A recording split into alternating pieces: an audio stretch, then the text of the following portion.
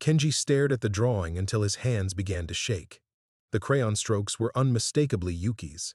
He'd seen that same careful way she colored inside the lines, the distinctive loop she made when writing the letter Y. But the paper felt wrong between his fingers, too fresh for something that should have been weathering on this abandoned island for months or years. He set the drawing on the makeshift desk he'd assembled from crates and pulled out his phone, scrolling to Yuki's contact. His thumb hovered over the call button before he remembered. She hadn't answered his calls since the divorce was finalized 3 months ago. His ex-wife Michiko had made it clear that his failure to provide meant he'd forfeited the right to regular contact. The last message Yuki had sent him was a single line.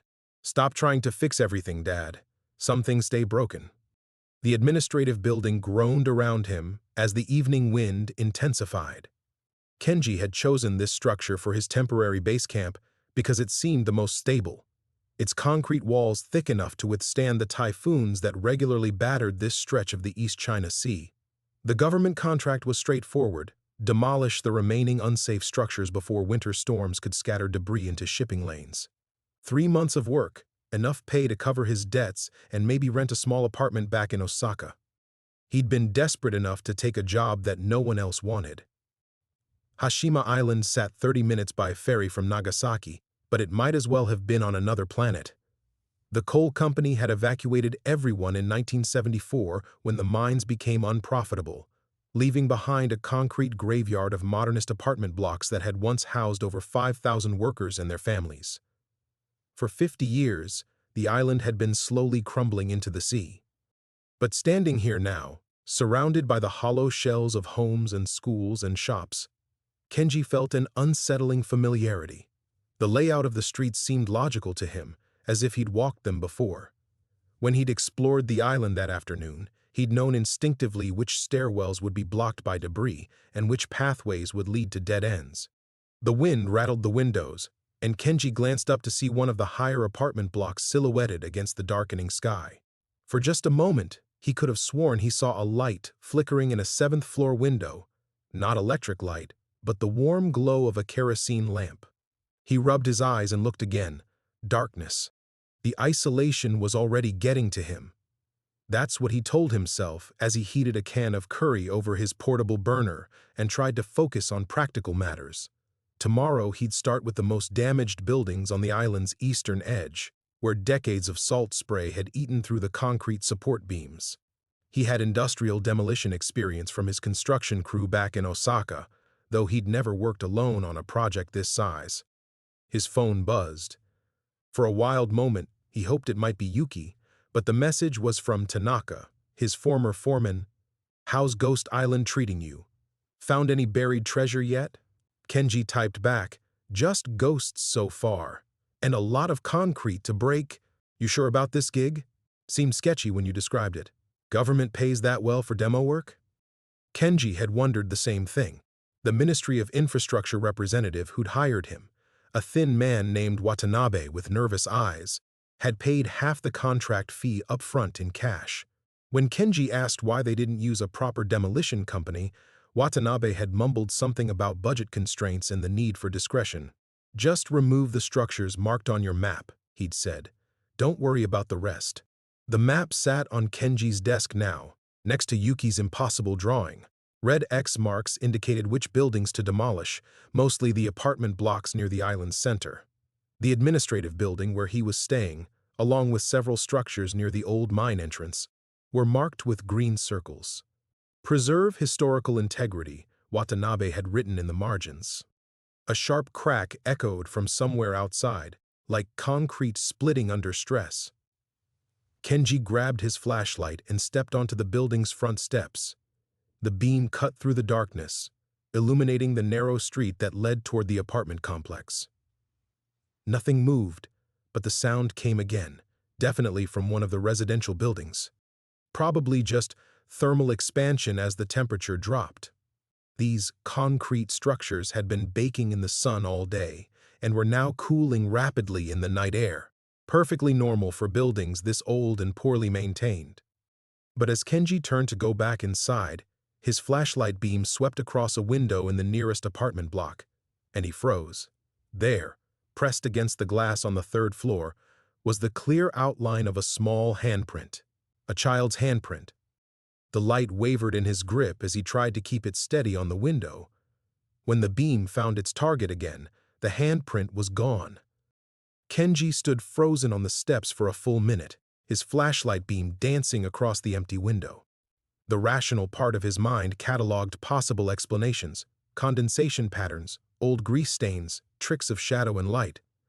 But the image burned in his memory, 5 small fingers splayed against glass, exactly the size of Yuki's hands when she was 8, and would press them against car windows during long drives. He forced himself back inside and deadbolted the door, though he couldn't say what he thought he was keeping out. The administrative building felt different now, its concrete walls pressing closer in the lamplight. He pulled out his phone and scrolled through old photos of Yuki, stopping at one from her 10th birthday. She was laughing, cake frosting smeared on her cheek, and Kenji remembered how she'd grabbed his shirt with those same small hands to pull him down for a whispered secret. "I made a wish that we could live somewhere nobody could find us, just you and me and Mom." That was before everything fell apart, before the construction company went under and the bills piled up like autumn leaves, before Michiko's patience finally snapped during one too many fights about money and Kenji's 12-hour workdays and his stubborn refusal to admit they were drowning. "You fix broken buildings," she'd said during their final argument, "but you can't fix a broken marriage with overtime and optimism." He'd tried calling Yuki every week since the divorce, but 17-year-olds had better things to do than talk to failed fathers. The few times she did pick up, their conversations felt stilted, formal. She was living with Michiko in her parents' house now, a clean suburban home with reliable electricity and no construction debris in the yard, everything Kenji had never been able to provide. The curry had gone cold while he stood outside, but he ate it anyway, tasting nothing. He'd grown used to solitary meals over the past 3 months, ever since moving into a studio apartment near Osaka's shipbuilding district. His neighbors were mostly day laborers and pension-age widowers, men who'd learned to make conversations with television sets and convenience store clerks. This island job was supposed to change things. 3 months of work would clear his debts and give him enough money to rent somewhere decent, maybe take Yuki to dinner at that sushi restaurant she'd loved as a child. He'd practiced the conversation in his head during the ferry ride from Nagasaki. "I know I haven't been the father you deserved, but I want to try again." Another crack echoed from outside, followed by a sound like footsteps on concrete. Kenji set down his chopsticks and listened, but the wind had picked up again, masking smaller noises. These old buildings were full of sounds, settling concrete, shifting debris, pipes expanding and contracting with temperature changes. He'd learned to sleep through construction noise during his 25 years in the trade, but this felt different, purposeful. He checked his phone and found another message from Tanaka. "Seriously though, you okay out there? My wife says Hashima Island is cursed, says the coal miners' ghosts are still trapped underground." Kenji almost laughed. Tanaka's wife collected ghost stories like other people collected stamps, always ready with tales of haunted construction sites and supernatural encounters. She'd insisted on blessing Kenji's hard hat before he left Osaka, burning incense and muttering prayers for protection. "No ghosts," he typed back, "just me and a lot of concrete that needs breaking. Stay safe, and call if you need anything, even if it's just to hear another human voice." The message made Kenji realize how quiet the island was. Not peaceful quiet, the oppressive silence of a place where conversations had simply stopped mid-sentence 50 years ago. He'd worked on renovation projects in old buildings before, but those structures retained some memory of life, some echo of the people who'd lived and worked there. Hashima felt different, as if its residents had vanished so completely that even their shadows had been erased. He spread the demolition map across his makeshift desk and studied the marked buildings. The apartment complex where he'd seen the handprint was scheduled for removal, along with the old school building and most of the residential blocks. Only the mine shaft entrance and a few administrative structures were marked for preservation. "Historical integrity," Watanabe had written, though he'd seemed nervous when explaining the job, constantly checking his watch and glancing toward the ferry dock as if expecting someone. The work would start tomorrow.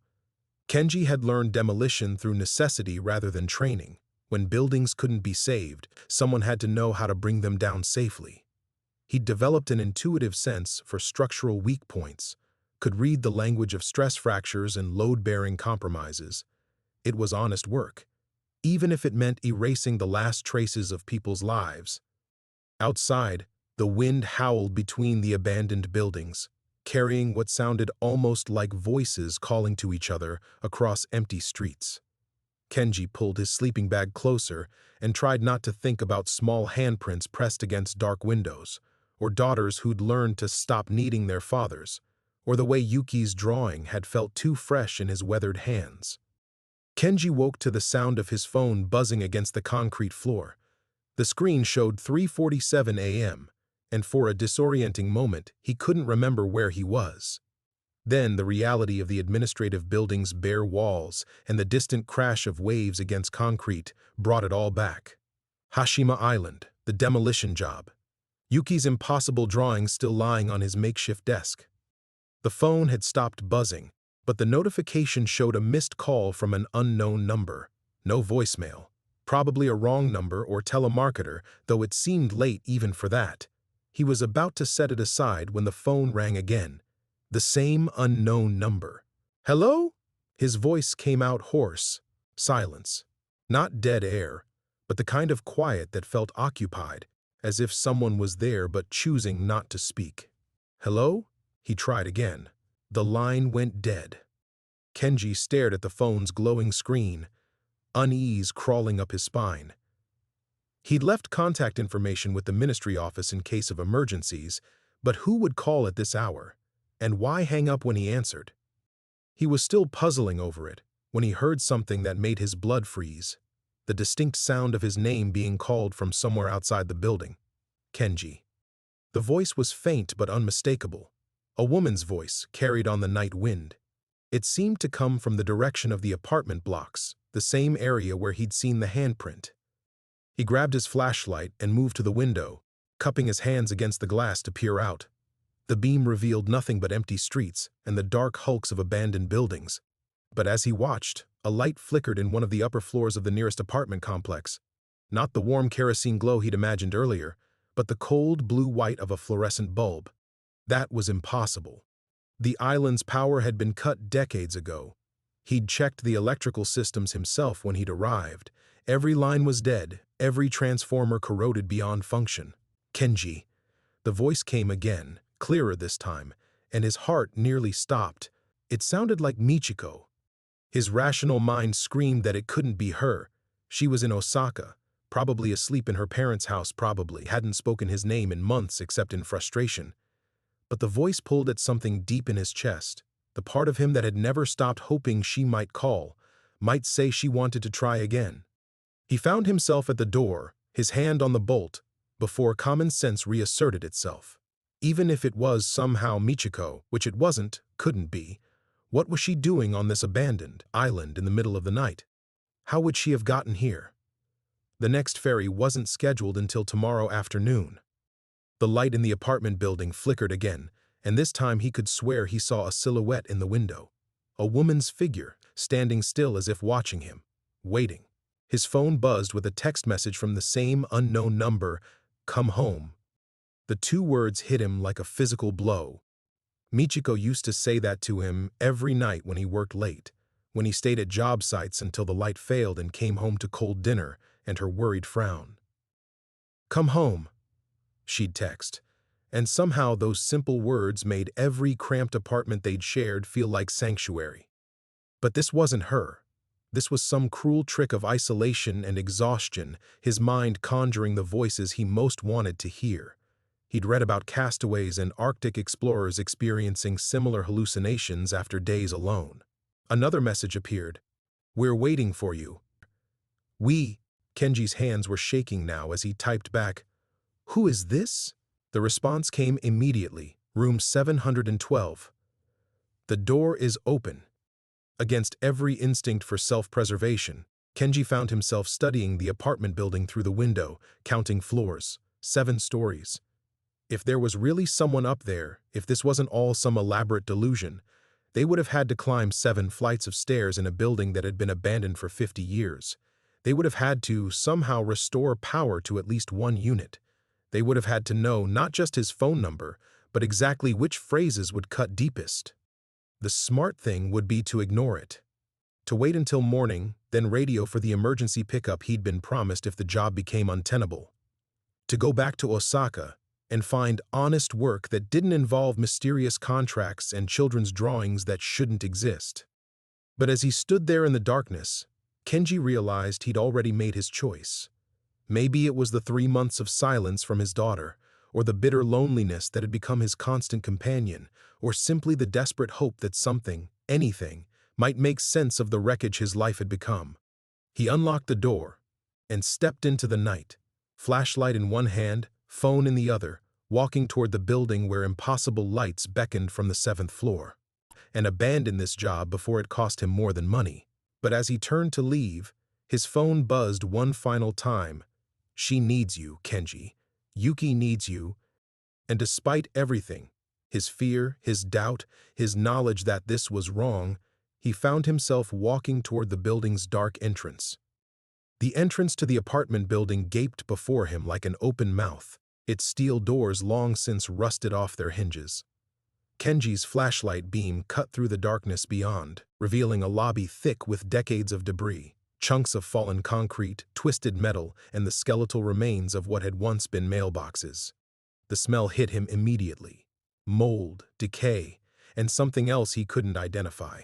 Something that reminded him of hospitals and chemical cleaning agents. "She needs you." The words echoed in his mind as he stepped across the threshold, and suddenly there was no going back. The moment his boots touched the lobby floor, Kenji felt something fundamental shift inside him, not just his location, but his entire trajectory. He was no longer a man who might turn around, no longer someone who could pretend this was all a misunderstanding. He was committed now, for better or worse, to following this madness to its conclusion. The elevator shaft to his right was a black void, filled with stagnant water that reflected his flashlight beam like a dead eye. The stairwell door hung askew, revealing concrete steps that disappeared upward into darkness. 7 floors. In a building that should have been structurally unsound, in pursuit of a light that shouldn't exist, following messages from people who couldn't possibly be here. As he began climbing, each step echoed through the hollow building like a countdown. What am I doing? The question hammered at him with each footfall, but the answer was always the same: she needs you. Whatever trap this was, whatever elaborate delusion he was walking into, the possibility that Yuki might somehow, impossibly, actually need him was stronger than his fear. The 2nd floor landing was littered with children's toys. A headless doll, blocks spelling out words in kanji he couldn't quite read in the shifting light, a small bicycle rusted to skeletal frame. These weren't artifacts from the island's abandonment 50 years ago. The plastic looked wrong, too modern, as if someone had placed them here recently. But who? And why? On the 3rd floor, he found the first door standing open. Kenji paused at the threshold, playing his light across an apartment that looked as though its occupants had simply stepped out for groceries. A kotatsu sat in the center of the main room, blankets still arranged around it as if a family had been warming themselves just moments before. Dishes in the kitchen sink, not old and crusted but clean, as if they'd been recently washed and left to dry. A newspaper folded neatly on the counter, and when his beam caught the date, his blood turned to ice. Yesterday's date. Today's date, technically, given the hour. He backed away from the apartment, his breathing harsh and rapid. This was impossible. This was impossible. No one lived here. No one could live here. The building was condemned, scheduled for demolition, cut off from power and water for decades. Yet the evidence of recent habitation was undeniable. Not just the newspaper, but the faint scent of cooked rice still lingering in the air, the way the blankets held creases as if someone had just crawled out from under them. 4th floor, 5th, 6th. Each landing brought new impossibilities. More open doors revealing apartments frozen in moments of ordinary life, television sets that couldn't possibly work, baths that couldn't possibly have hot water, family photos on walls that showed faces he almost recognized but couldn't quite place. In one apartment, a child's homework lay spread across a low table, math problems solved in careful pencil strokes. In another, laundry hung on lines strung across the tiny balcony, clothing that swayed in the wind as if it had been hung this morning. By the time Kenji reached the 7th floor, his hands were shaking so badly he could barely hold the flashlight steady. The impossible had become routine. Fear had given way to a kind of numb acceptance. Whatever was happening here operated by rules he didn't understand, in a reality that bent around needs and memories rather than physics. Room 712 stood at the end of the hallway, its door not just open but welcoming, warm light spilling out across the concrete floor. Not fluorescent at all, he'd been wrong about that. This was the soft, golden glow of home, the kind of light that promised hot meals and familiar voices and the end of loneliness. As Kenji approached, he could hear sounds from inside the apartment. Gentle conversation, the clink of dishes, someone humming a tune he remembered from Yuki's childhood. Impossible, his rational mind whispered. But that voice was growing fainter with each step. What mattered now was not whether this was real, but whether he had the courage to see it through. At the doorway, he paused for one last moment of doubt. Then Kenji stepped into the light, leaving behind everything he thought he knew about the world, about what was possible, about the difference between hope and delusion. There was no going back now. The apartment that welcomed Kenji defied every law of physics he understood. Where the other units had been cramped concrete boxes, this space seemed to stretch beyond the building's possible dimensions.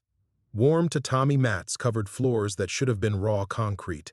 Paper screens divided rooms that couldn't fit within the structure's footprint. And everywhere, the golden light that had drawn him here. Not from any visible source, but emanating from the walls themselves like captured sunlight. You came. The voice emerged from the kitchen area, and Kenji's heart stopped. Not Michiko. He'd known it wouldn't be, despite the desperate hope. This was an elderly woman he'd never seen before, small and neat in a traditional house dress, her silver hair pinned back as she stirred something fragrant on a stove that couldn't possibly have gas. Kenji's voice came out as a croak. Who are you? She smiled, the expression both kind and infinitely sad. I'm Tanaka Fumiko. I lived in 312 for 43 years. She paused in her stirring, studying his face. You're the one they sent to tear it all down. Lived, past tense. But here she stood, solid and warm and impossible. Kenji gripped his flashlight tighter, though its beam seemed weak and unnecessary in this golden space. The building's been empty since 1974. The whole island. Has it? Fumiko returned to her cooking, ladling soup into bowls that materialized under her hands. Come, sit. You must be hungry. Before Kenji could protest, another voice called from what must have been a bedroom. Grandma, is he here? The man from the outside? A young boy appeared, maybe 8 years old, wearing school clothes that looked crisp despite being decades out of style. He stared at Kenji with bright, curious eyes. You're really tall. Are all construction workers tall? Hiroshi, Fumiko chided gently. Don't pester our guest. Set another place at the table. The boy, Hiroshi, began arranging chopsticks with practiced efficiency. Normal, domestic, utterly impossible. Kenji found himself sitting at a low table that felt solid beneath his hands, accepting a bowl of soup that steamed with real heat and smelled like his grandmother's kitchen. I don't understand, he said finally. This can't be real. Fumiko settled across from him, her own bowl cradled in weathered hands. Reality is more flexible here than in the outside world. We exist in the spaces between what was and what should have been, between memory and forgetting. The evacuation.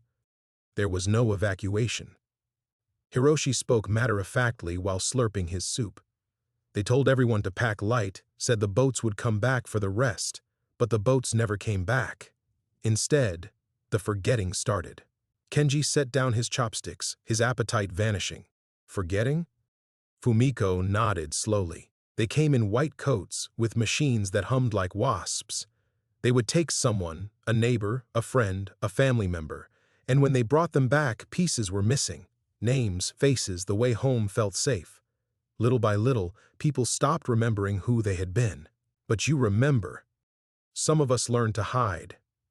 Her eyes grew distant, in the spaces between moments, in the corners of perception where their machines couldn't reach. We became echoes, shadows, fragments of lives that refused to be erased completely. Hiroshi piped up. Grandma says you're going to help us. That's why they sent someone from outside. Someone the forgetting can't touch yet. Yet. The word hung in the golden air like a threat. Kenji thought about the impossible things he'd seen, the way reality seemed to bend around this place. What do you want from me? The same thing you want, Fumiko said quietly. To remember. To be remembered. Your daughter, Yuki, she drew pictures here, not of here, but while here. They brought her for testing, you see. Such a creative mind, they said. So much potential for their experiments. The soup bowl slipped from Kenji's numb fingers, shattering against the table.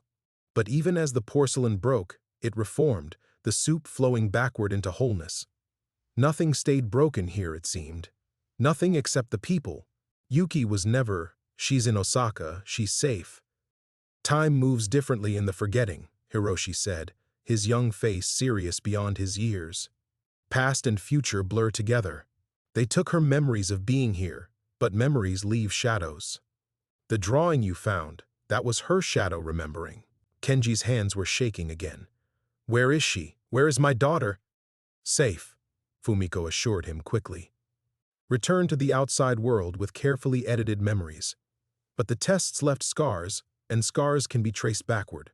That's why you're here, not for demolition, but because your connection to her makes you useful. The forgetting machines work by severing bonds between people. A father's love, properly calibrated, might show them how to cut deeper.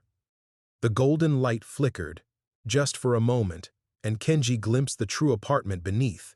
Concrete walls covered in strange markings, electronic equipment that hummed with malevolent purpose, cameras that tracked his every movement. Then the warmth returned, but he could still feel those watching eyes.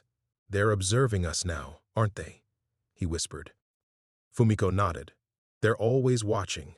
But here, in this remembered place, we can speak freely for a little while longer. The question is, will you help us stop the forgetting, even if it means risking your own memories in the process? Outside, footsteps echoed in the stairwell.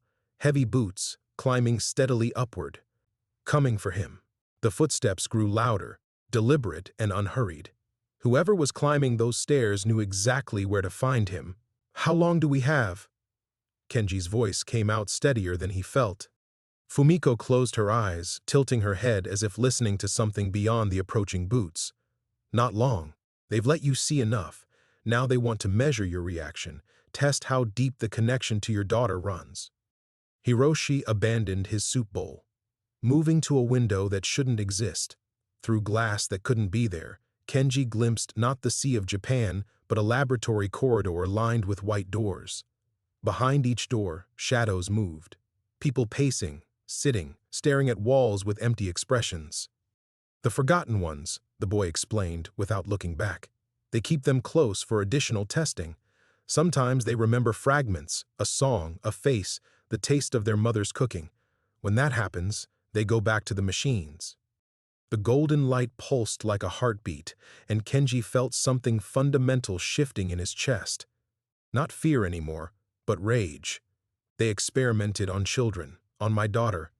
Your anger makes you strong, Fumiko said, rising from the table. But strength without direction is just destruction. If you want to help us, help her. You need to understand what you're truly facing. She moved to what appeared to be a traditional tansu chest, its dark wood gleaming despite decades of supposed abandonment. From the bottom drawer, she withdrew a manila folder thick with documents.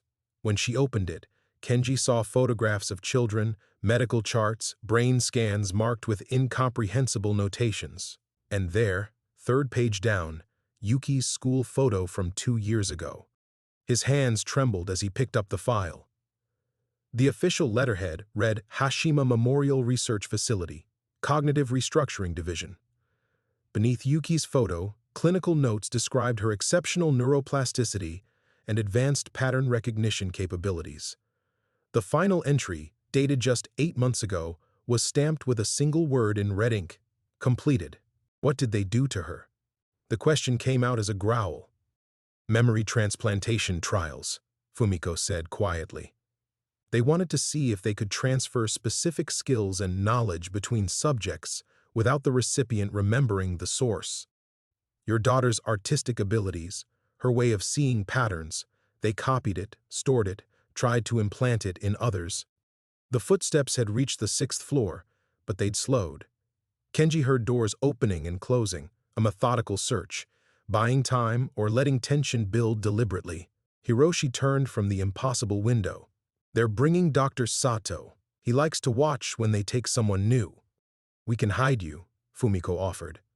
Pull you deeper into the remembered places. Make you one of us. But once you cross that threshold, there's no returning to your old life. You'll become like we are, existing in the spaces between what was and what might be. Kenji studied the photograph of his daughter, memorizing every detail of her face. In the clinical notes, her personality was reduced to data points and behavioral observations. They'd measured her laughter, quantified her creativity, documented her dreams as if they were specimens under glass. If I stay hidden, can I stop them? Eventually, perhaps. But it would take years, maybe decades. And by then, how many more children will have passed through their machines? The footsteps reached the 7th floor. A man's voice, cultured and patient. Mr. Nakamura? I know you're here. There's no need for dramatics. Fumiko grabbed Kenji's arm, her grip surprisingly strong. There's another way, more dangerous but faster. Let them take you to Dr. Sato. Let them think they're studying you while you gather information. But know this, every moment you spend in their facility risks your own memories. Stay too long and you'll forget why you came. How will I remember? She pressed something into his hand, a small origami crane, the paper worn soft with age. Yuki made this during her time here. It fell between the floorboards, missed by their cleaning crews. Keep it hidden. When the forgetting starts, hold on to this. And remember, a father's love doesn't live in memories alone. The apartment door creaked open. Dr. Sato stepped inside, a thin man in a white coat, flanked by 2 security guards in unmarked uniforms. He surveyed the golden room with mild interest, as if impossible spaces were routine for him. Fascinating, he murmured, pulling out a tablet and making notes. The manifestation is stronger than we predicted. You've exceeded our psychological profile, Mr. Nakamura. Kenji slipped the origami crane into his pocket and stood, facing the man who had stolen pieces of his daughter's soul. What do you want? Dr. Sato smiled, a cold expression that never touched his eyes. The same thing any scientist wants: understanding. You see, we've been studying how emotional bonds affect memory retention, and you represent a unique opportunity. A father whose child has already been through our process, now confronted with evidence of our work. The question is, how far will paternal instinct push cognitive adaptation? The golden light began to fade, reality reasserting itself with clinical precision. Shall we find out together? The golden light died like a sunset cut short, leaving Kenji in the harsh fluorescent glare of reality. The warm apartment dissolved around him, tatami mats becoming concrete, paper screens flickering into bare walls lined with monitoring equipment. Fumiko and Hiroshi faded like morning mist, but their final expressions remained burned in his vision, determination mixed with terrible sympathy. He was alone with the scientists. Dr. Sato gestured to his guards, who moved with practiced efficiency. No restraints necessary, gentlemen. Mr. Nakamura understands cooperation is his only viable option. He tilted his head, studying Kenji like a specimen. Besides, where could he possibly run? We're on an island, surrounded by miles of open water. The origami crane felt impossibly heavy in Kenji's pocket as they escorted him through corridors that shouldn't exist within the building's crumbling shell. The walls here were pristine white, lined with observation windows that revealed glimpses of other impossible spaces. Laboratories where figures in white coats bent over machinery that hummed with electronic malevolence, holding cells where people sat in vacant contemplation of nothing at all. You're wondering how we maintain such facilities in a supposedly abandoned building, Dr. Sato said conversationally as they walked.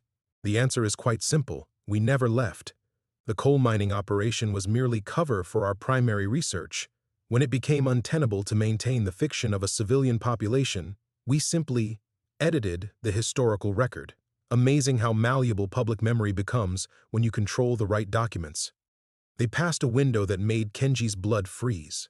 Inside, a young girl sat at a desk, drawing with mechanical precision. Her movements were fluid but eerily repetitive, the same flower over and over, each one identical to the last. Her face was blank, empty of the spark that made art more than mere reproduction. One of our early successes, Dr. Sato noted, following Kenji's gaze. We extracted artistic ability from a particularly gifted subject and implanted it here. The original donor has no memory of ever being able to draw. This recipient believes she's always possessed these skills. Both subjects are perfectly happy with the arrangement. You're stealing souls, Kenji whispered. We're optimizing human potential. Imagine a world where knowledge, skills, even emotional stability could be transferred at will. Trauma victims could have their pain removed entirely. Genetic limitations could be overcome through borrowed talents. The applications are limitless. They entered an elevator that descended far deeper than the building's foundation should have allowed. As the floors ticked by, B1, B2, B3, Kenji realized the true scope of what he was facing. This wasn't just a laboratory hidden in ruins. It was a vast underground complex, probably connected to the old mining tunnels, completely invisible from the surface. Your daughter was particularly valuable to us, Dr. Sato continued, apparently immune to the horror on Kenji's face. Her pattern recognition abilities were off the charts. She could see connections others missed, find meaning in apparent chaos. We've since transplanted fragments of that ability into 6 different subjects. Each one now excels in their designated field, though none remember why. The elevator stopped at B7. The doors opened onto a laboratory that stretched beyond sight, filled with machines that defied description. Some resembled MRI scanners crossed with electronic spiders, their arms weaving complex patterns in the air above reclined human figures. Others looked like glass chambers filled with swirling, luminescent mist. And everywhere, the soft electronic humming that turned consciousness into data. The beautiful irony, Dr. Sato said, leading him toward the center of the complex, is that your emotional connection to Yuki makes you the perfect test subject for our latest breakthrough. We've learned to extract not just skills or memories, but the very capacity to form deep attachments. Imagine soldiers who feel no grief for fallen comrades, surgeons unencumbered by empathy for their patients, leaders who can make purely rational decisions without the interference of sentiment. Kenji's hand clenched around the origami crane.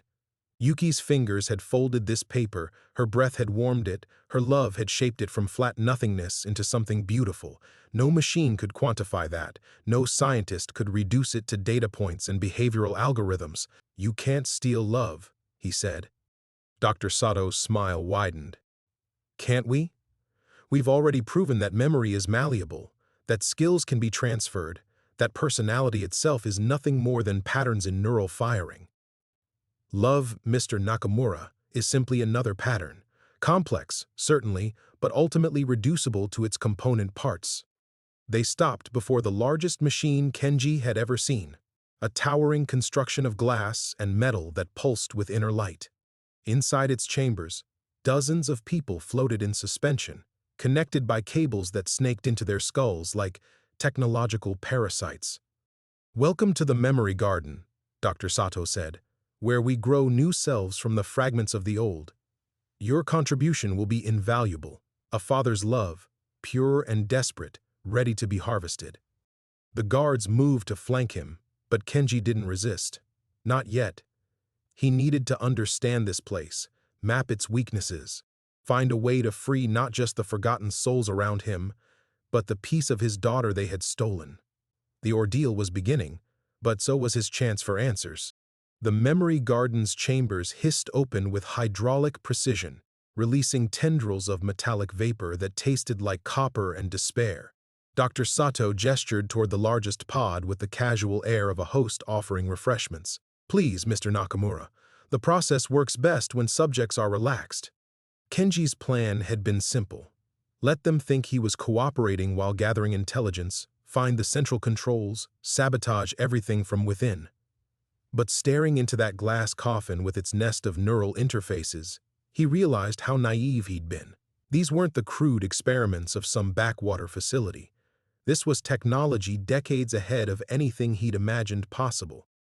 "What exactly are you going to do to me?" he asked, buying time while his eyes cataloged exit routes. 2 guards behind him, another by the elevator, Dr. Sato between him and the main control console. "Too many variables, too much distance. We're going to map your emotional architecture," Dr. Sato explained, pulling on surgical gloves with practiced efficiency. "Your connection to Yuki has been forged through years of experience, first as a protective father, then as a grieving one separated by divorce, now as a desperate man discovering his child was violated by forces beyond his understanding. Each layer has strengthened the bond in fascinating ways." The origami crane seemed to burn against Kenji's leg through the fabric of his pocket. He thought of Yuki's hands folding the paper, her concentration as she shaped something beautiful from nothing. That memory felt solid, real, untouchable. But watching the technicians prepare their neural interfaces, he wondered how long any memory could survive their electronic assault. "Once we've extracted the pattern," Dr. Sato continued, "we can implant it in others. Imagine creating unbreakable loyalty in soldiers, or transferring a mother's protective instincts to childcare workers. The applications are revolutionary." "You're talking about slavery," Kenji said, "creating people who can't choose how to feel. We're talking about optimization, but enough philosophy. Time is a factor." The guards moved to escort him toward the chamber, but alarms suddenly shrieked through the facility. Red lights bathed the memory garden in bloody illumination as Dr. Sato's tablet erupted with urgent notifications. "Sir," a technician called from across the lab, "we're detecting massive reality distortions on levels 3 through 5. The test subjects in the memory zones are destabilizing." Dr. Sato's calm facade cracked for the first time. "Impossible. The neural inhibitors should prevent any manifestation that strong."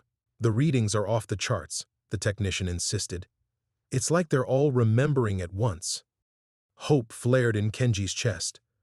Fumiko and the others, somehow they were fighting back, using their shared memories to overwhelm the facility's control systems. This was his chance. He tensed, preparing to bolt toward the elevator, but Dr. Sato was already 3 steps ahead. "Security Protocol 7, he ordered, his voice cutting through the alarms. "Initiate immediate neural flush on all subjects, and activate the emergency restraint field."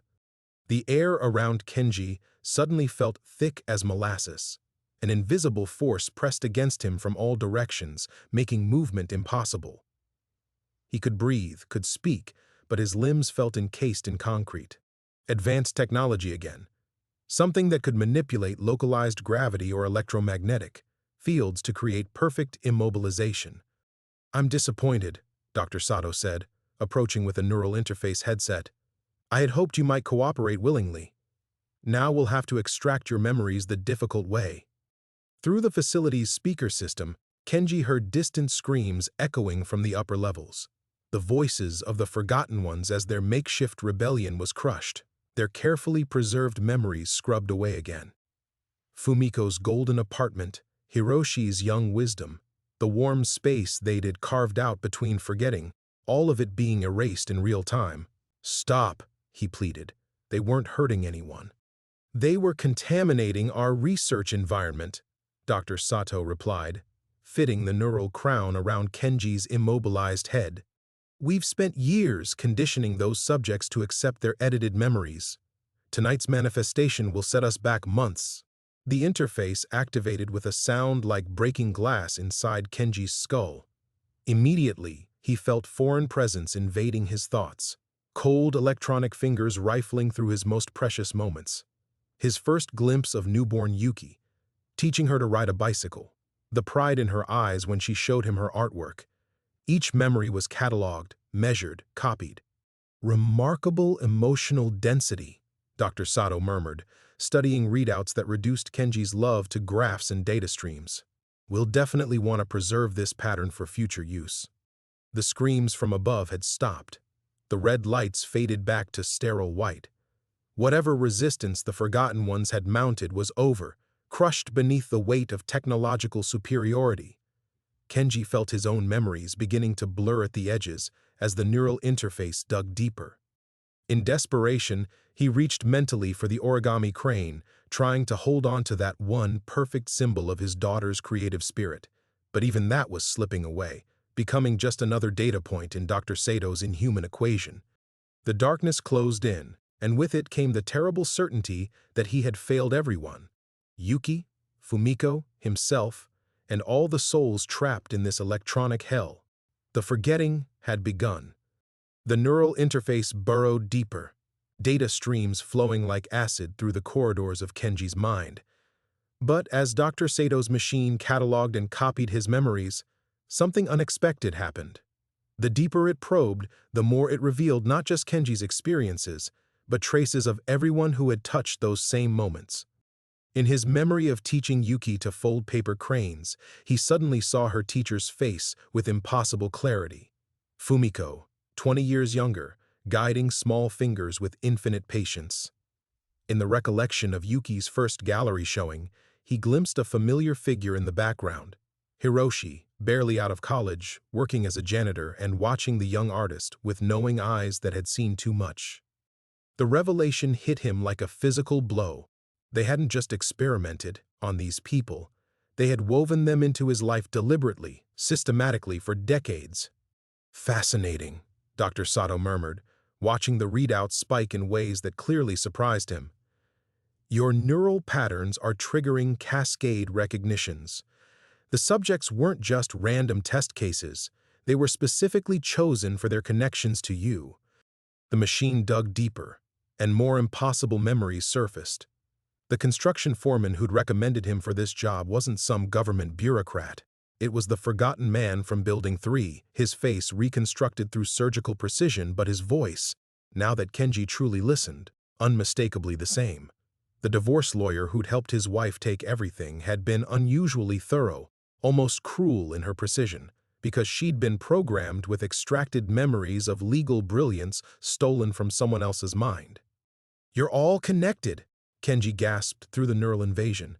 The whole thing, my divorce, losing my job, coming here, it was orchestrated. Dr. Sato's excitement was palpable. You're witnessing the culmination of 30 years of research. We didn't just study isolated subjects, we created an entire controlled environment. Your life, Mr. Nakamura, has been our laboratory. Every major decision, every relationship, every loss that drove you toward this moment, carefully engineered to produce the exact emotional state we needed to study. The interface reached deeper, touching the core of Kenji's identity, and in that moment of ultimate violation, he saw the truth with crystal clarity. His construction crew hadn't been random hires.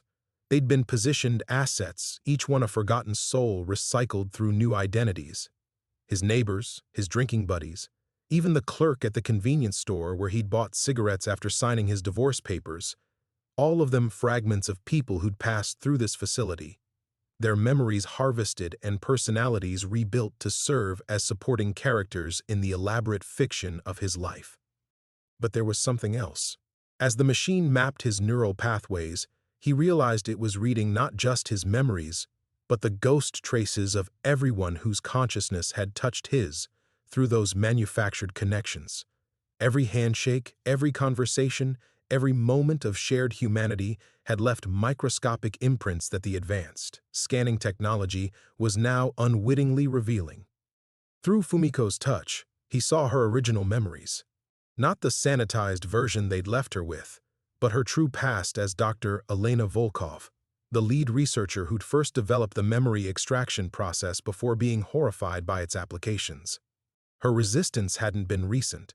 She'd been fighting them from the inside for 15 years, using her fragmented scientific knowledge to help others retain pieces of themselves.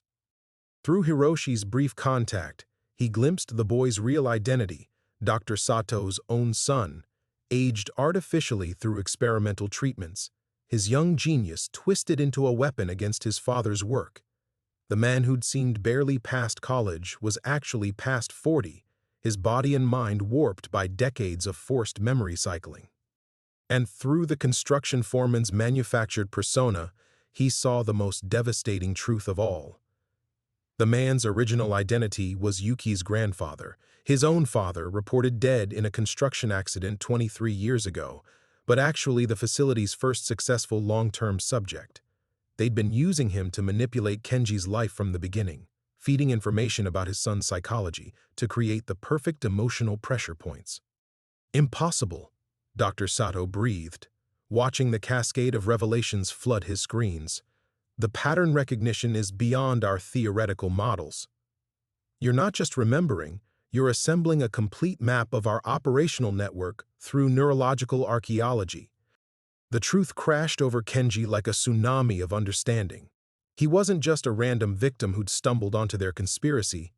He was their masterpiece, a lifetime experiment in psychological manipulation, raised from childhood in an environment where every significant person in his life was either a programmed asset or a memory-altered test subject. His capacity for love hadn't developed naturally.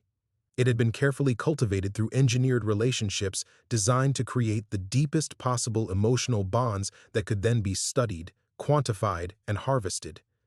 Even Yuki, the thought made him sick with horror and revelation, might not be entirely his daughter as he remembered her. They could have edited his memories of her childhood, implanted false experiences of perfect father-daughter moments to intensify his attachment. But in that moment of ultimate despair, Kenji felt the origami crane in his pocket grow warm against his leg. Some truths, he realized, were too profound to be faked.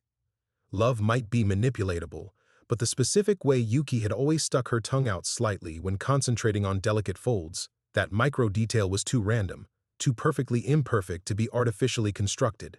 His love for his daughter was real, and that meant there was still something worth fighting for. The warmth from the origami crane spread through Kenji's body like electricity, somehow cutting through the neural interface's invasive grip. He focused on that tiny detail, Yuki's tongue-tip concentration, and used it as an anchor, pulling his consciousness back from the electronic abyss that threatened to dissolve his identity entirely. "The subject is resisting," a technician called out, alarm creeping into his voice. "Neural pathways are restructuring faster than we can map them." Dr. Sato's face darkened as his precious data streams became chaos. "Increase the extraction intensity. We can't lose this opportunity." But Kenji was no longer the same man who'd entered this chamber. The cascade of revelations hadn't just shown him the truth, it had rewired his understanding of everything. Every fake relationship, every manipulated moment, every lie they'd built his life upon had backfired spectacularly. Instead of making him weaker, knowing the depth of their deception had crystallized something unbreakable at his core. The neural interface sparked and died. "Impossible," Dr. Sato whispered. The restraint field flickered as power fluctuated through the facility. Kenji felt movement returning to his limbs, but more importantly, he felt the ghost traces of every forgotten soul who'd touched his manufactured life. They were all still here, buried beneath layers of false memories and artificial personalities, and now, somehow, he could sense them awakening. Through the facility's walls he heard it starting, a low harmonic vibration that made the air itself seem alive. Not screams this time, but something else. Singing. Fumiko's voice, carrying a Russian lullaby from her childhood as Dr. Elena Volkov. The melody unlocked something in the others, and more voices joined. Hiroshi humming a tune his real mother had sung before they'd stolen his decades. The construction foreman's bass notes carrying fragments of songs he'd taught his son before his supposed death. "Sir," The technician's voice cracked with panic. The neural inhibitors are failing across all levels. The subjects are synchronizing their memory patterns. Dr. Sato lunged for the emergency controls, but the damage was spreading too fast. 30 years of carefully compartmentalized experiments were bleeding together as the Forgotten Ones remembered not just themselves, but each other. The facility's advanced technology, designed to isolate and control, had become a vast neural network connecting every consciousness it had ever touched. Kenji pulled the origami crane from his pocket. In the pulsing emergency lights, its simple paper folds seemed to contain infinite complexity, not because it was artificially enhanced, but because it was genuinely made with love. Real, imperfect, beautifully human love that no machine could replicate or steal. "You made one mistake," he told Dr. Sato as the facility shuddered around them. "You thought love was just another pattern to be cataloged, but love creates connections you can't control. Every person you've violated, every memory you've stolen, every life you've destroyed, they're all connected now through what you did to me." The singing grew louder. Through the facility's walls, Kenji felt hundreds of consciousness awakening, remembering, choosing to be human again despite the cost. Some would die from the shock of reclaiming decades of stolen time. Others would fragment permanently as incompatible memories collided, but they were choosing to remember together, and that choice was more powerful than any technology. "Stop them," Dr. Sato screamed at his technicians. "Initiate total neural wipe, destroy everything if necessary." But the facility was no longer under his control. The singing had become a frequency that resonated with the quantum foundations of the memory extraction technology, turning the machines from tools of oppression into instruments of liberation. Neural networks designed to steal were now freely giving back everything they'd taken. Kenji felt his father's real memories flooding through the connection, not the construction foreman's manufactured persona, but 23 years of love and regret and desperate hope that his son would someday learn the truth. The man had retained fragments of himself through sheer paternal determination, fighting the memory wipes by clinging to his love for his family. "The mainland," his father's voice whispered through the facility's speakers as his consciousness briefly overrode the communication system. "They have bases there. Yuki, she's in Osaka, building 7 of the Sumitomo complex. They took her 3 days ago." The connection flickered and died, but the information burned bright in Kenji's mind. His daughter was alive, imprisoned, probably scheduled for the same violation he'd just survived. But now he wasn't alone. Around him, the Forgotten Ones were remembering how to be human again, and their combined will was stronger than any restraint field or neural interface. Dr. Sato backed toward the elevator, his life's work crumbling as the memory garden transformed into something beautiful and terrifying. A garden where stolen souls could finally bloom again. "You don't understand what you've done," he snarled. "Without memory control, without emotional optimization, humanity will destroy itself." Kenji smiled, feeling the origami crane's warmth spread through his entire being. "Maybe, but we'll do it as ourselves." The facility's lights went out. In the darkness, the singing continued and freedom began. The singing faded as emergency power kicked in, casting everything in hellish red. Through the facility's dying neural network, Kenji felt the Forgotten Ones slipping back into unconsciousness, not because they'd been defeated, but because remembering 30 years of stolen life in a single moment had pushed their minds beyond endurance. They'd given everything to break the system, and now they were paying the price. Fumiko's voice was the last to fade, a whispered thank you in her native Russian before silence reclaimed the memory garden. Dr. Sato straightened his lab coat, his composure returning as the immediate crisis passed. Touching, but ultimately pointless. "You've destroyed one facility, Mr. Nakamura. We have 17 more across 3 countries. He gestured to the darkened monitoring stations. "These subjects were expendable test cases. The real work continues elsewhere." Kenji clutched the origami crane, its paper edges cutting into his palm. His father's sacrifice, Fumiko's scientific rebellion, Hiroshi's tortured resistance, all of it would mean nothing if he walked away now. The memory extraction technology would simply be refined and applied elsewhere. More families would be shattered, more identities harvested, more children would grow up in carefully manufactured realities. Building 7 of the Sumitomo complex, he said quietly. Dr. Sato's smile faltered. Your father shouldn't have retained that information. We'll need to recalibrate our long-term memory suppression protocols. The casual admission hit Kenji like a physical blow. They weren't just holding Yuki. They were already experimenting on her, using her as a test case for improved techniques. Every moment he delayed meant more of his daughter's authentic self being stripped away and catalogued. But charging blindly toward Osaka would accomplish nothing except his own capture. The government conspiracy was vast, well-funded, technologically superior. A broken construction foreman with no resources couldn't fight that kind of power through direct confrontation. He thought of the Forgotten One's final gift, not just their sacrifice, but the neural cascade that had briefly connected him to every consciousness the facility had ever violated. For a few minutes, he'd possessed a complete map of their operational network. Names, faces, locations, security protocols. All of it was etched into his memory with crystalline precision. The facility shuddered as critical systems failed throughout the complex. Hashima Island's ancient infrastructure couldn't support the advanced technology indefinitely, and the neural rebellion had damaged power relays beyond quick repair. They had maybe an hour before total collapse. The evacuation shuttle arrives in 40 minutes, Dr. Sato said, checking his tablet. More than enough time to secure the essential research data and prepare our departure. You're abandoning the island?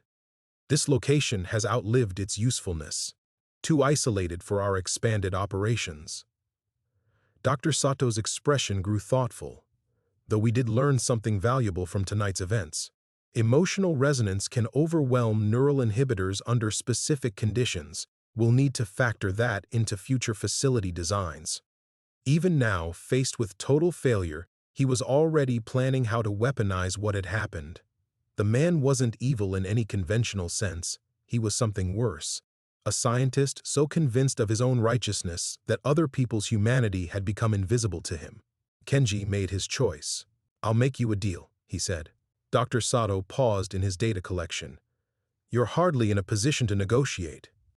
The neural cascade showed me everything. Your entire network, every facility location, security protocols, personnel files. I know where Senator Hayakawa gets his campaign funding, why the Sumitomo Corporation's quarterly reports never mention Building 7, which police commissioners have family members in your psychological rehabilitation programs. Kenji smiled grimly. I'm a walking intelligence breach that could destroy 30 years of careful infiltration, assuming you could reach anyone with the authority to act on such information, which you can't. Maybe not, but I could reach the families of your victims, all those parents and spouses who think their loved ones died in accidents or disappeared voluntarily. Imagine if they all learned the truth simultaneously.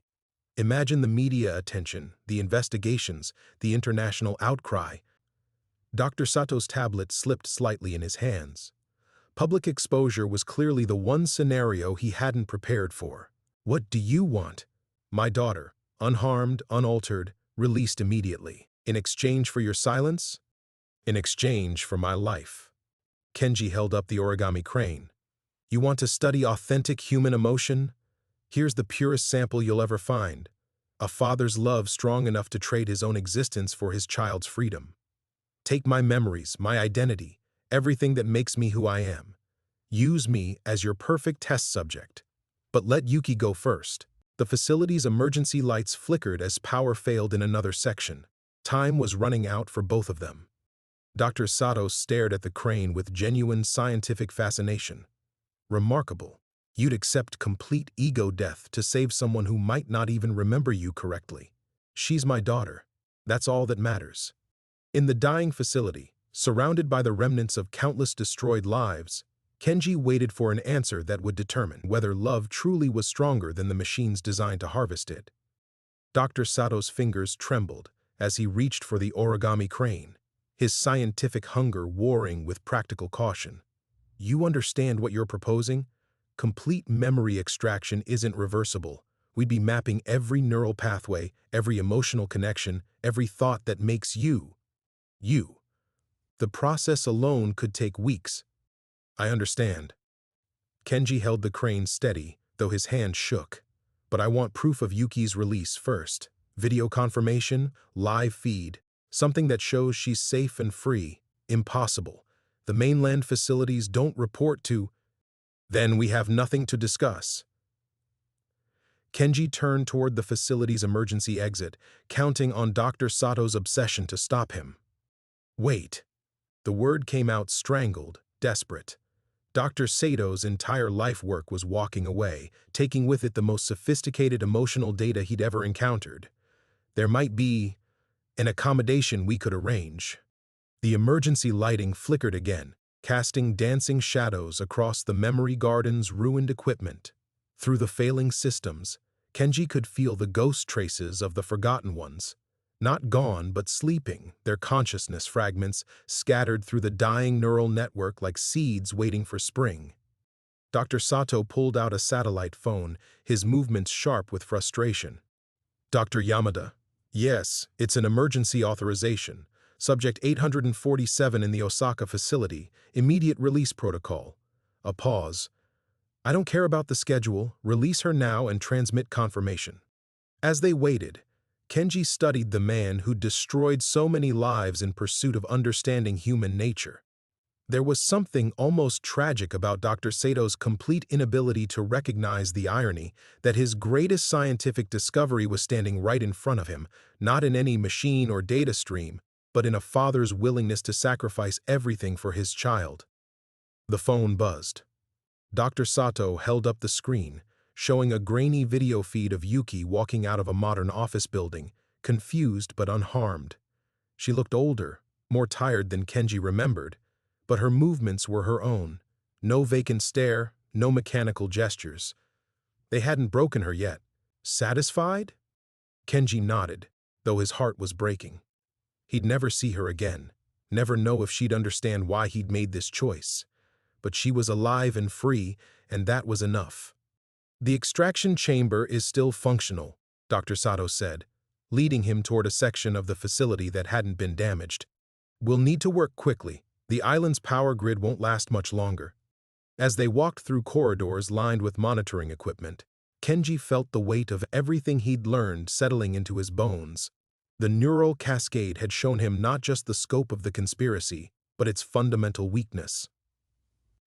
Dr. Sato's team had spent 3 decades perfecting technology to steal and manipulate memory, but they'd never understood what memory actually was. It wasn't just electrical patterns in brain tissue. It was the way Fumiko had retained her scientific knowledge despite decades of mental reconstruction. It was his father clinging to love through 23 years of identity death. It was Yuki's tongue-tip concentration surviving in his mind even when everything else felt manufactured. Memory was human connection made manifest, and connection couldn't be truly severed, only transformed. The new extraction chamber was smaller than the previous one, its equipment more precise. As Dr. Sato began initialization procedures, Kenji closed his eyes and focused on the origami crane in his palm. Yuki had made it during one of their last good days together, before the divorce proceedings turned ugly, before everything fell apart. Her 12-year-old hands had struggled with the complex folds, but she'd refused his help. I want to make something beautiful for you, she'd said. Something that's just from me. Now, as the neural interfaces descended toward his skull, Kenji understood that she'd succeeded beyond her wildest imagination. The crane wasn't just paper and memory. It was proof that love could create something stronger than any technology, more lasting than any individual consciousness. The first probe touched his temple, and Dr. Sato's equipment came alive with data streams. Fascinating, the scientist breathed. Your neural patterns are unlike anything we've recorded. The emotional resonance is off the charts. Kenji smiled, thinking of the sleeping consciousness fragments scattered through the facility's dying network. They'd given him their memories, their resistance, their accumulated humanity. He wasn't going into this extraction as a single isolated mind. He was carrying all of them. Doctor, he said quietly as the memory extraction began, you're about to learn something your machines never taught you. Love doesn't just connect individuals. It connects everything. And once something is truly connected, it can never really be destroyed. The neural interfaces activated with a sound like singing, and Kenji Nakamura began his final gift to the world. Not his memories, but his love, encoded into every data stream, every backup file, every connected system that would carry pieces of his sacrifice across the globe to 17 other facilities where the forgotten ones waited to remember how to be human again. Piracy was now revealing it, broadcasting proof of industrial-scale memory theft to a world that still believed in the sanctity of human consciousness. Dr. Sato's scream of rage was lost in the singing, as his life's work transformed into humanity's liberation. The upload streams blazed through fiber optic cables like wildfire, carrying 30 years of buried evidence across 3 continents in seconds. But as the data flowed, Kenji felt pieces of himself flowing with it. Not just his memories now, but his very essence fragmenting across the global network. Each revelation that reached another server cost him another piece of his identity. Through the neural interfaces, he watched Dr. Sato's carefully constructed empire crumble in real time. In Tokyo, government ministers received automated emails containing classified footage of memory extraction procedures. In Seoul, families discovered live-streamed evidence of relatives they'd been told had died decades ago. In Washington, intelligence agencies found their secure databases flooded with proof of technology they'd helped fund and conceal. But the network demanded payment for each transmission. Kenji felt his childhood memories dissolving first, the smell of his mother's cooking, the sound of rain on their small apartment's roof, his first day of school. They evaporated into data streams, converted into the pure emotional resonance needed to reach the forgotten ones still trapped in distant facilities. "Stop this!" Dr. Sato clawed at the manual disconnects, but the equipment no longer recognized his authority. The neural interfaces had become something else entirely, transformed by the collision between love and technology into hybrid entities that served human connection rather than scientific analysis. "You're committing suicide by data. There won't be anything left of you." Kenji knew it was true. He could feel his recent memories bleeding away next. His divorce, the bitter custody battles, the construction jobs that had barely kept him alive. Part of him was grateful to lose the pain, but each lost memory took something irreplaceable with it. The specific timbre of Yuki's laugh when she was 8 years old. The way Fumiko had looked when she'd first explained her research to him. The exact color of his father's eyes. In 17 facilities across the globe, the forgotten ones were stirring as waves of authentic emotion crashed through their reconstructed consciousness. But their awakening required a constant stream of real human feeling, and Kenji was the only source powerful enough to reach them all simultaneously. Every soul that remembered their true name cost him another fragment of his own identity. The origami crane in his palm was dissolving too, its paper breaking down at the molecular level as the quantum fields around the extraction chamber reached impossible intensities. But even as the physical object crumbled, its meaning was being encoded into the global network. Yuki's 12-year-old concentration, her determination to create something beautiful, the moment when a daughter had wanted to give her father a gift that would last forever. Now it would. The crane's essence was becoming part of the liberation virus spreading through Dr. Sato's network, teaching the forgotten ones that love could take any form, survive any transformation, transcend any technology designed to destroy it. "Seoul facility is in full revolt," the remaining technician reported, his voice thick with tears he couldn't explain. "The test subjects they're remembering everything. And the Osaka installation, the entire neural network is singing lullabies. We've lost contact with Building 7. Dr. Sato turned back to Kenji with desperate fury. "You could have had immortality. We could have preserved your consciousness, kept you intact while still freeing the others. But you're choosing oblivion." "No," Kenji whispered as his teenage years began to fragment into transmission streams. "I'm choosing transformation. Because that's what this had always been about. Not preservation, but metamorphosis." The forgotten ones weren't being restored to their original selves. They were becoming something new, something that carried both their stolen memories and the knowledge of what they'd survived. They would be forever changed by their experience, but they would be changed as themselves, not as manufactured personalities designed by others. And Kenji was becoming something new too. As his individual memories dissolved, he felt himself expanding beyond the boundaries of single consciousness. He was becoming part of the network itself, a living bridge between human emotion and digital transmission, ensuring that love would always find a way through any system designed to contain it. The final wave of evidence reached its destinations. Video footage of memory extraction chambers sent to investigative journalists in 12 countries, financial records exposing government funding transmitted to anti-corruption organizations, personnel files revealing the true identities of missing persons uploaded to human rights groups worldwide. The conspiracy that had hidden in shadows for 3 decades was now blazing across every screen on Earth. But Kenji Nakamura, construction foreman, divorced father, man who lost everything and found purpose in sacrifice, was disappearing. His name, his face, his specific history were dissolving into pure love made digital, becoming the emotional foundation that would help the forgotten ones rebuild their shattered selves. His last coherent memory was Yuki's voice from that final origami lesson. "I want to make something beautiful for you, Papa. Something that's just from me." As consciousness fragmented into infinite connection, Kenji smiled. She had succeeded beyond imagination. The crane had become everything. The silence was absolute. Dr. Sato stood frozen before the extraction chamber, staring at readouts that no longer made sense. The neural interfaces had gone dark, their singing replaced by a profound quiet that seemed to press against his eardrums. Where Kenji Nakamura had been strapped to the examination table, only an empty shell remained, breathing, heart beating, but with eyes that reflected nothing at all. "Sir?" The technician's voice was barely a whisper. "The global network. It's stabilizing." Across 17 facilities on 3 continents, the chaos was settling into something unprecedented. The forgotten ones weren't just remembering, they were choosing. Some, overwhelmed by the collision of stolen and authentic memories, were letting go peacefully, dying as themselves rather than living as constructions.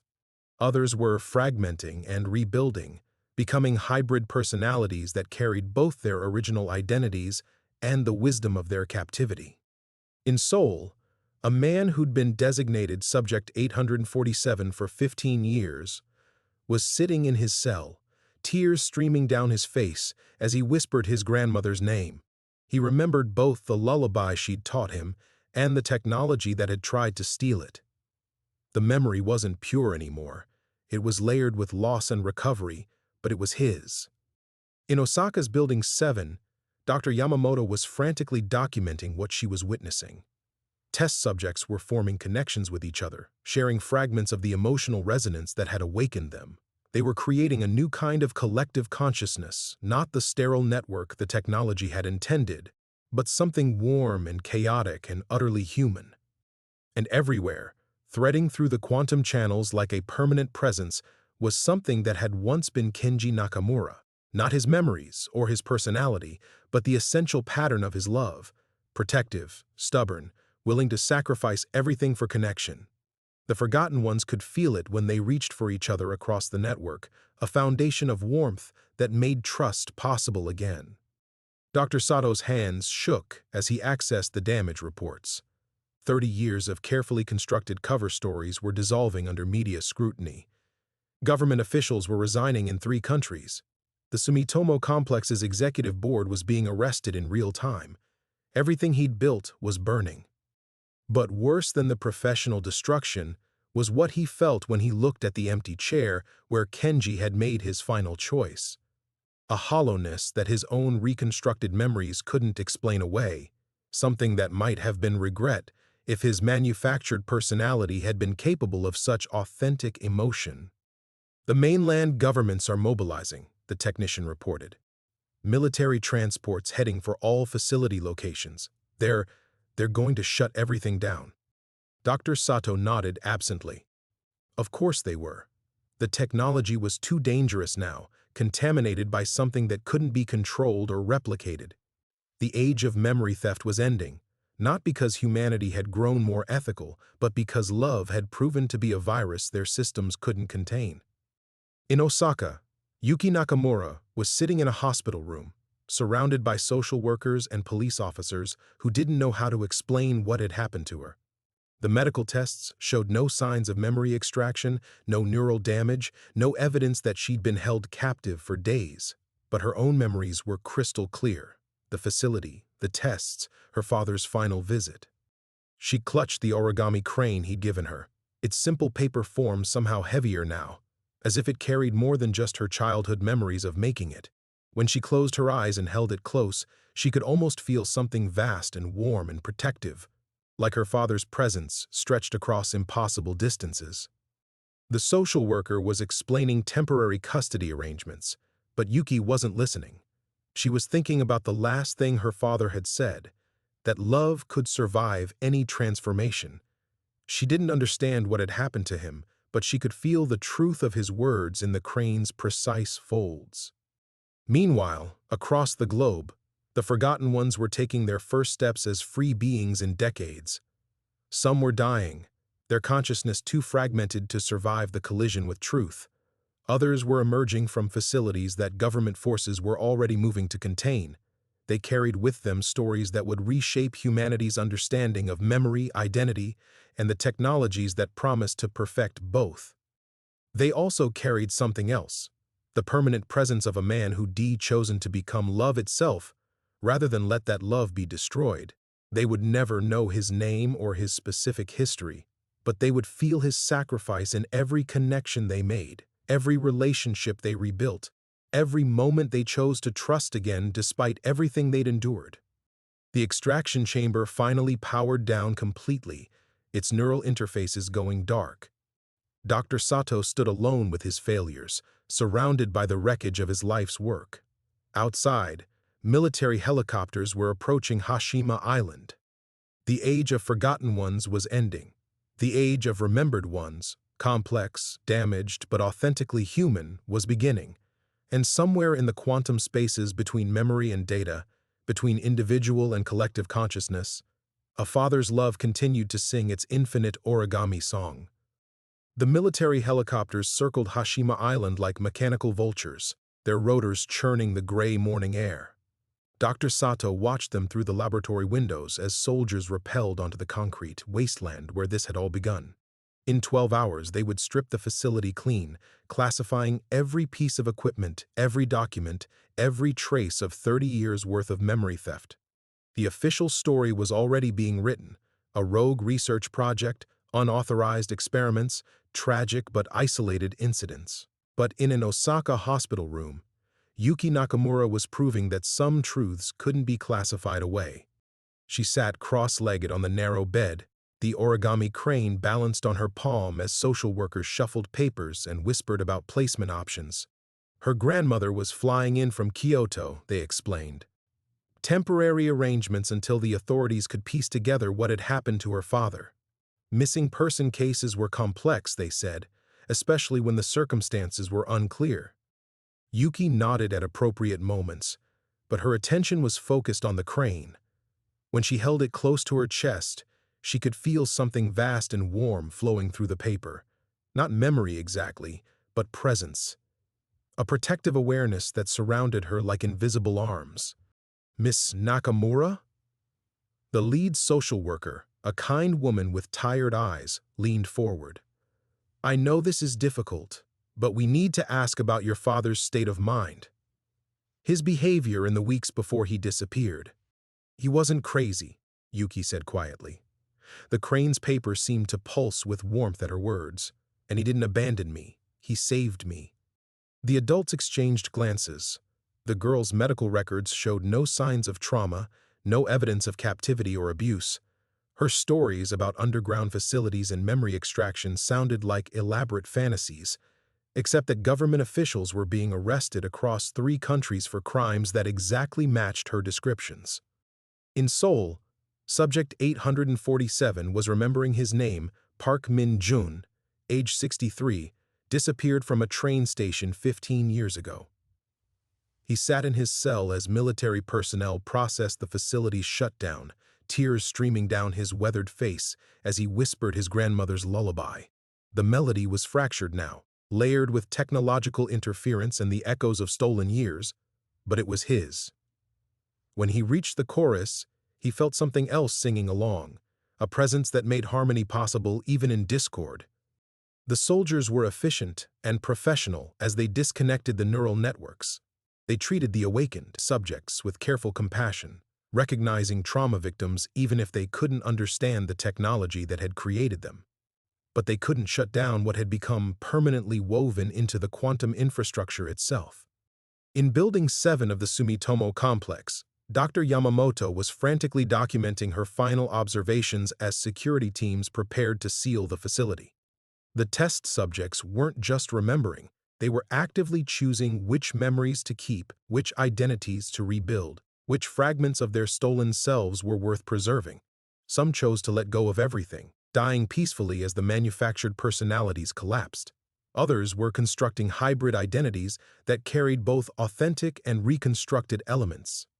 "It's not restoration," she recorded into her handheld device before the soldiers could confiscate it. "It's metamorphosis. They're becoming something new, beings who remember being forgotten, who carry the experience of having their humanity stolen and reclaimed." And threading through all of it, providing emotional foundation for their reconstructions, was the presence they could feel but never name. A father's love transformed into living architecture, ensuring that connection would always be possible even in the darkest places. Yuki closed her eyes and pressed the crane against her forehead. In the quantum spaces between memory and data, she felt her father's consciousness, not his individual thoughts or specific recollections, but the essential pattern of his protective love. He was everywhere and nowhere, dissolved into the global network yet present in every moment when love chose sacrifice over safety. "Papa," she whispered, and felt the crane grow warm in response. The social workers saw a traumatized girl talking to a paper toy. They couldn't perceive the vast network of liberated consciousness responding to her voice, or the way forgotten ones across the world felt their hearts lift at the sound of love acknowledged. They couldn't see how the crane was more than origami.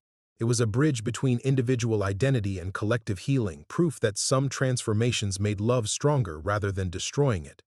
Her grandmother arrived that evening, a small woman with fierce eyes and hands gentle enough to fold paper into miracles. She took one look at Yuki clutching the crane and understood without explanation that some losses were actually metamorphoses. "He's different now," Yuki said as they sat together in the hospital's family lounge, "but he's not gone." Her grandmother nodded, feeling the truth in words she didn't fully comprehend. Outside, the world was beginning to grapple with evidence of industrial-scale memory theft. Inside, 3 generations of love were learning to recognize each other across impossible distances. The forgotten ones were free, and somewhere in the spaces between human and digital consciousness, a construction foreman's stubborn love continued building bridges that no technology could ever demolish. The new beginning. 3 years later, Yuki Nakamura stood in the kitchen of her grandmother's house in Kyoto, teaching origami to children who had never known captivity but somehow carried its echoes in their dreams. The crane pattern had spread across the world in ways that defied explanation, appearing in the nightmares of trauma survivors, surfacing in the artwork of orphaned children, manifesting in the final sketches of elderly patients who whispered about forgotten voices calling them home. "Fold here," she instructed a 7-year-old girl whose parents had disappeared during a business trip to Korea 3 years ago. "Press firmly. The paper wants to remember its shape." Her grandmother watched from the doorway, silver hair catching afternoon sunlight as she observed her granddaughter's patient movements. At 19, Yuki had grown tall and serious, her father's stubborn jawline softened by something that looked like inherited wisdom. She wore simple clothes, jeans, a blue sweater, the origami crane hanging from a silver chain around her neck. It had never faded or torn, despite constant handling, as if ordinary physics no longer applied to its simple paper form. The crane had become something of a phenomenon.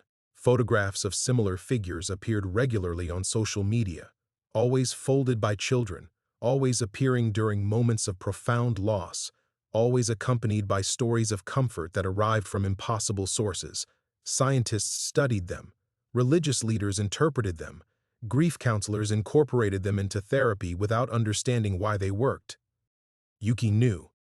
Every night, when she held her crane close and whispered to the darkness, she felt the vast network of consciousness that had once been her father responding, not as individual personality, those memories were long dissolved, but as living architecture that supported connection across any distance.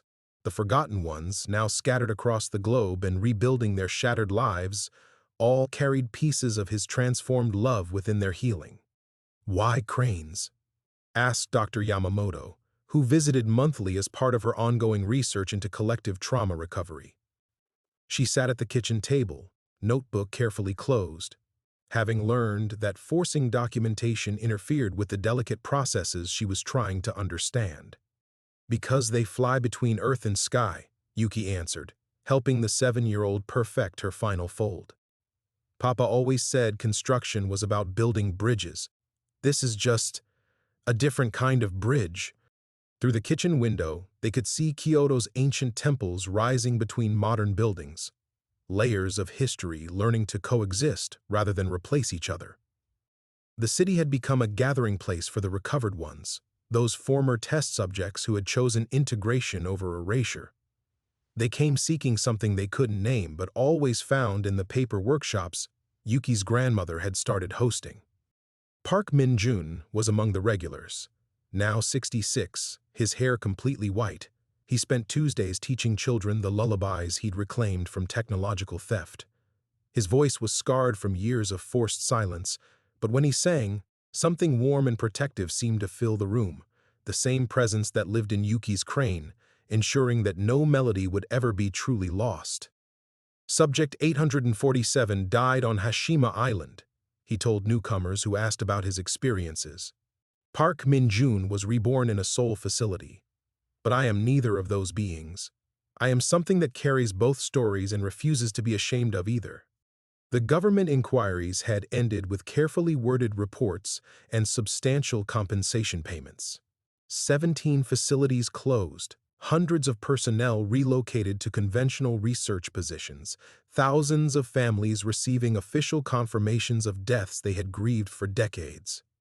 The technology itself was classified beyond reach, though Yuki suspected that somewhere in hidden laboratories, new researchers were trying to replicate the memory extraction process without understanding the viral love that had contaminated it. They would fail. What her father had become wasn't something that could be manufactured or contained. It was wild love, stubborn love, construction worker love that built bridges through impossible spaces and held them steady against any force that tried to tear them down. "Time for dinner," her grandmother called, and Yuki helped the children clean up their paper scraps.